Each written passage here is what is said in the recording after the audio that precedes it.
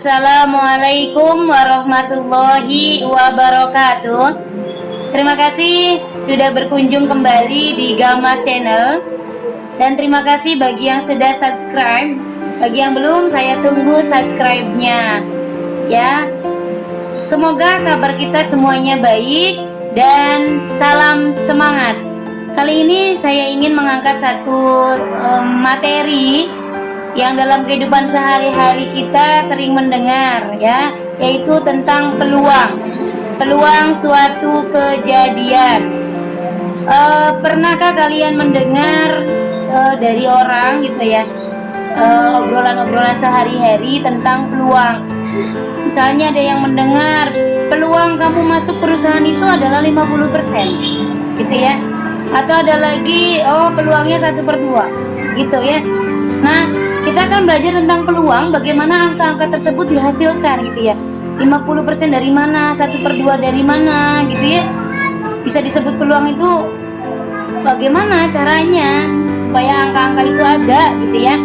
Nah, kali ini kita akan belajar peluang dari sudut pandang matematika ya.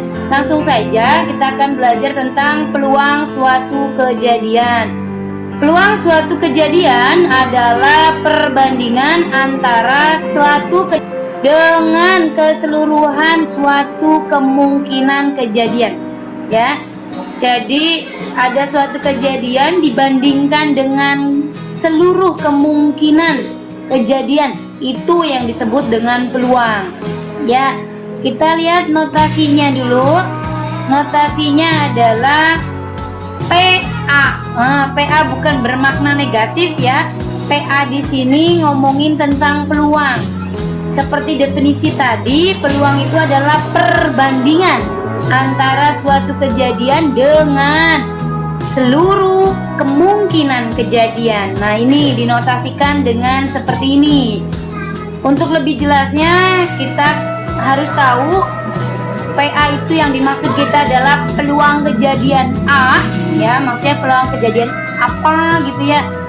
Kita simbolkan. Kemudian NA adalah titik sampel dan NS adalah ruang sampel. Titik sampel itu apa? Ruang sampel itu apa? Nah, kita akan pahami bersama titik sampel dan ruang sampel. Titik sampel adalah anggota dari ruang sampel. Tuh, anggota dari ruang sampel. Berarti kita harus tahu ruang sampelnya apa. Ruang sampel adalah himpunan semua kejadian yang mungkin terjadi dari suatu percobaan. Itu ya ruang sampelnya. Kita balik dari bawah, dari ruang sampel dulu. Ruang sampel itu semua kejadian yang mungkin terjadi dari suatu percobaan. Semua kemungkinan kita total itu disebut dengan ruang sampel.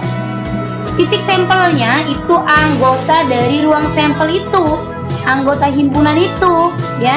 Sebagai contoh, perhatikan baik-baik. Saya beri satu contoh supaya kita lebih memahami apa itu titik sampel dan apa ruang sampel.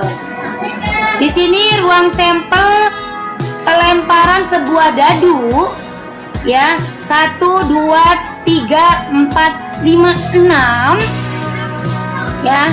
Ini adalah ruang sampel. Ruang sampel sebuah dadu bermata 6. Semuanya kita taruh di sini. Mata dadu 1, mata dadu 2, mata dadu 3, mata dadu 4, mata dadu 5, mata dadu 6. Semua mata dadunya kita himpun jadi satu, itu adalah disebut dengan ruang sampel. Karena semua mata dadu ini punya kemungkinan muncul, gitu ya. Nah, titik sampelnya jelas seperti yang tadi saya ungkapkan.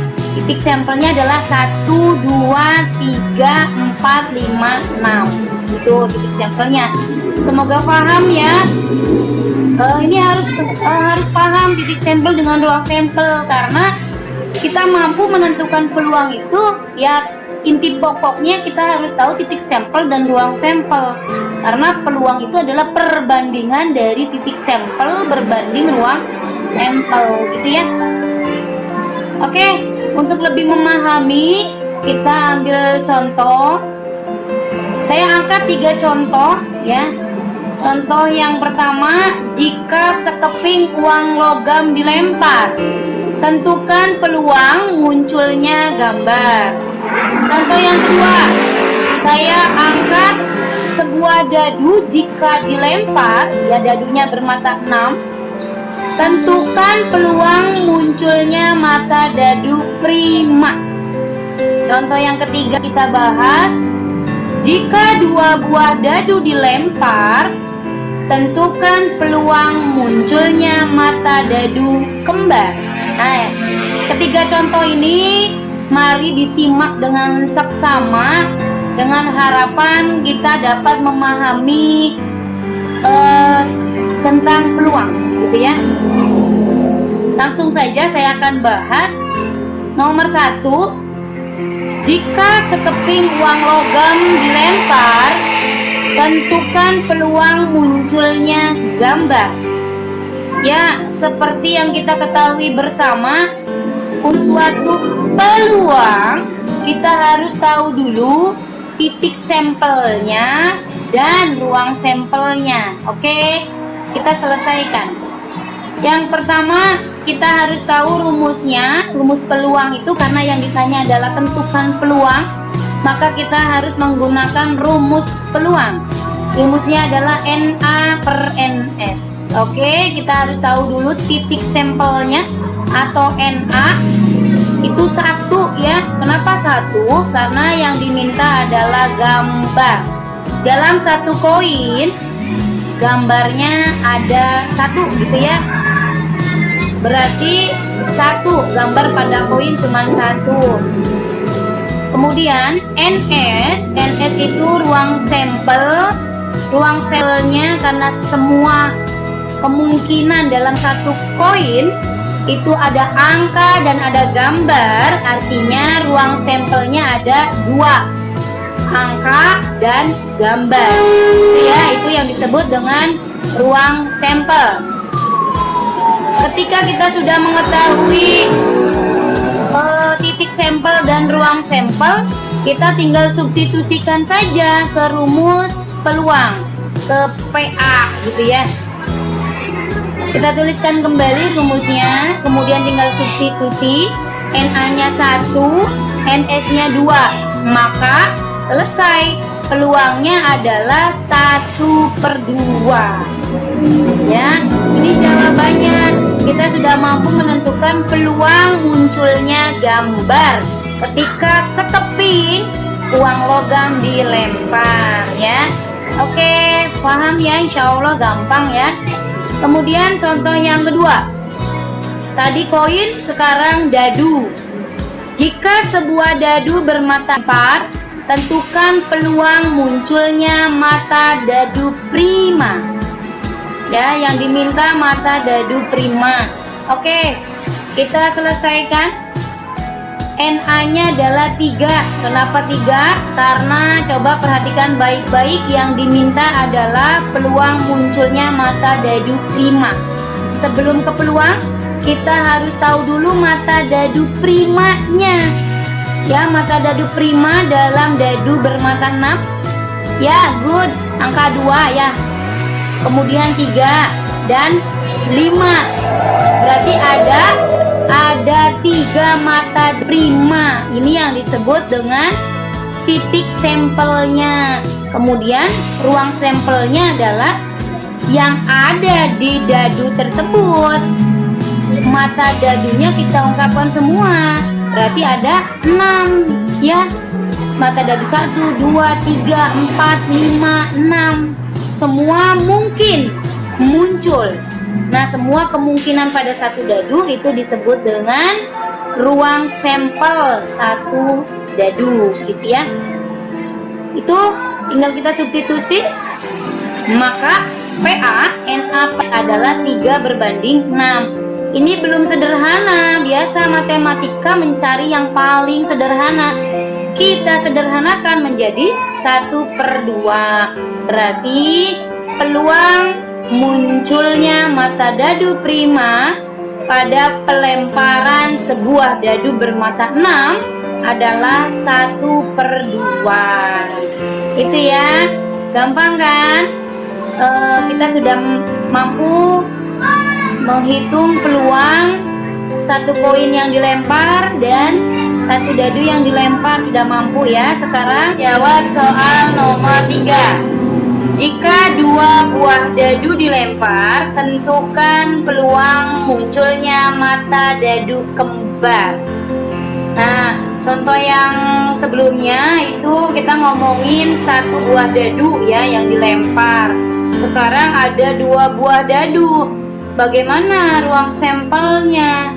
Ya, apakah ditambahkan atau dikalikan? Kita lihat berikut. Kita selesaikan. Ini adalah rumusnya ya, rumus peluang sama NA per NS. Kemudian NA-nya adalah titik sampel mata dadu kembar itu, kemudian NS adalah semua kemungkinan 2 dadu. Di sini masih titik-titik ya, masih titik-titik, kita belum bisa mengisinya. Kita ganti dulu biar bisa mengisi. Perhatikan baik-baik. Di NA yang diminta adalah mata dadu kembar ya. NA itu adalah titik sampelnya. Di sini mata dadu kembar berarti memerlukan 2 buah dadu, itu dadu 1 dengan dadu 2 gitu ya. Kita belum tahu ada berapa mata dadu kembar. Kemudian pada ruang sampelnya pun kita belum tahu juga semua kemungkinan dari 2 dadu itu ada berapa. Untuk membantu menjawab ini ya, kita akan dibantu dulu dengan sebuah tabel. Tabel di sini diisi oleh 2 buah dadu ya. Di sini dadu yang pertama, di sini dadu yang kedua. Artinya apa? Kedua dadu ini kita akan lempar dan menemukan beberapa kemungkinan yang akan muncul ya. Misalnya dadu 1 muncul mata dadu 1. Kemudian di dadu yang kedua bisa saja muncul mata dadu 4 gitu ya. Berarti 1,4 di sini peluangnya. Mungkin saja dadu yang pertama muncul mata 1 dan dadu yang kedua muncul mata 1 juga. Berarti peluangnya adalah 1,1. Artinya dadu yang pertama mungkin 1 dan dadu yang kedua mungkin juga 1. Begitupun kemungkinan-kemungkinan yang lain kita tulis di sini ya. Lumayan satu-satu. Nih hasilnya. Ketika dadu 1 memunculkan angka 3, mungkin dadu 2 juga memunculkan angka 3, berarti 3,3. Dan semua kemungkinan kita tulis. Berarti ini adalah ruang sampel. Ruang sampelnya berarti semua kemungkinan yang akan terjadi dari 2 dadu ketika dilempar. Ini semuanya kalau kita hitung ada 36. Secara simpel kita bisa hitung dari kemungkinan dadu yang pertama ada 6, kemungkinan dadu yang kedua ada 6. Maka kemungkinan dadu pertama kita kalikan saja dengan kemungkinan dadu yang kedua. Gitu ya. Jadi semua kemungkinan ini bisa kita kalikan. Ini ada di pelajaran kaidah pencacahan gitu ya. Jadi semua kejadian itu tinggal kita kalikan. Berarti 6 kali 6. Maka ruang sampelnya ada 36. Betul sekali. Saya isi dulu ya.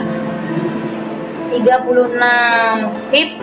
Kemudian untuk titik sampelnya apa yang diminta? Titik sampelnya adalah mata dadu kembar. Coba di sini lihat adakah yang kembar? Satu-satu kembar ya. 1 dengan 1. Kemudian 2 dengan 2, betul. Oh, berarti kita hitung ada berapa ini? 1 dengan 1. Kemudian 2 dengan 2. Ada lagi? Oke, good. 3 dengan 3. Kemudian 4 dengan 4. Kemudian 5 dengan 5. Betul. Kemudian 6 dengan 6. Ada lagi kah yang kembar? Tidak ada ya. Semuanya berbeda selain yang ini ya. Kita hitung ada berapa yang menghasilkan angka kembar. 1, 2, 3, 4, 5, 6. Berarti mata dadu kembar titik sampelnya adalah 6. Itu ya, paham ya? Alhamdulillah. Ketika titik sampel sudah ditemukan, ruang sampel sudah ketemu juga, kita tinggal mensubstitusikan ke rumus peluangnya. PA sama dengan NA per NS. Hasilnya tadi ya, NA-nya adalah 6, kemudian NS-nya adalah 36. Ini adalah hasilnya. Namun karena di sini masih bisa kita sederhanakan menjadi 1/6.